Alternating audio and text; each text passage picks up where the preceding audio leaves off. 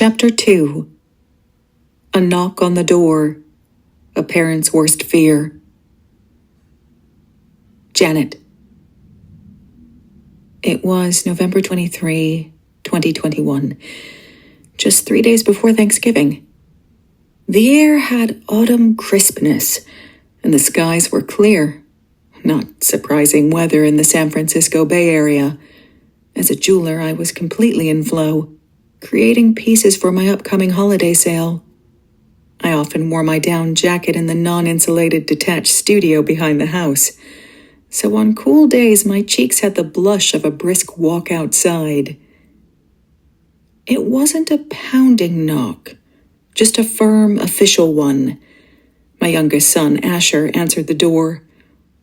He walked outside to the studio behind our house, where I was working, and jokingly said, "The police are here for you."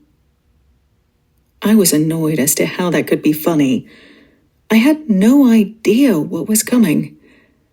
I do remember feeling silly coming inside wearing my down jacket with hands stained from work and my messy hair pulled haphazardly on top of my head. I entered the house from the back door, and as I approached the front door, the chief of police stood there solemnly. He asked if he could come in and offered me a mask. It was during COVID.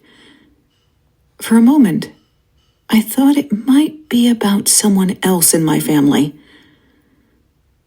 But then he sat down across from me and asked, "Is Alexander your son?" The world cracked open. Alexander had defined numerous almosts, so I couldn't fathom that he had run out of luck. My breath caught, my whole body tensed. It was as if every cell remembered the dread I had carried for so long. Time slowed, thickened, and folded inward. The words spoken didn't seem to be coming from my mouth, yet I could hear them. No, he's not dead. No. I heard them as the volume of the sobbing grew louder and uncontrollable. It was me, as I put my hands over my face and curled into myself. At that moment, I felt an avalanche of pain. "Alexander, I heard you, and I wanted to scream back, 'I'm still here!' But I hadn't learned how to form a bridge yet.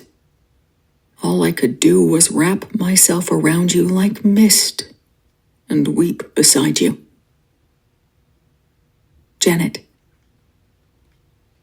Asher, my younger son, did his best to comfort me, to hold me, but it was beyond what any young person should bear. Later, when he called his father, Tom, my husband, and asked him to come home without saying the words, Tom knew. He fell to his knees right there on the golf course. To this day, Asher says one of the most traumatic experiences of his life was witnessing me receive the news as I screamed and fell into his arms. And I know that grief carved into him just as it did into me. Alexander. I saw Asher's heart splinter. I saw Dad fall. I wanted to gather you all in one giant breath and tell you it wasn't the end. But I had only just crossed over. I was relearning how to reach you. Janet. Once my husband heard from Asher, he left the golf course, driving home while doing his best to hold his emotions together. When he came through the door, I rushed to him. We stood together, arms wrapped around each other, and we cried. He's gone.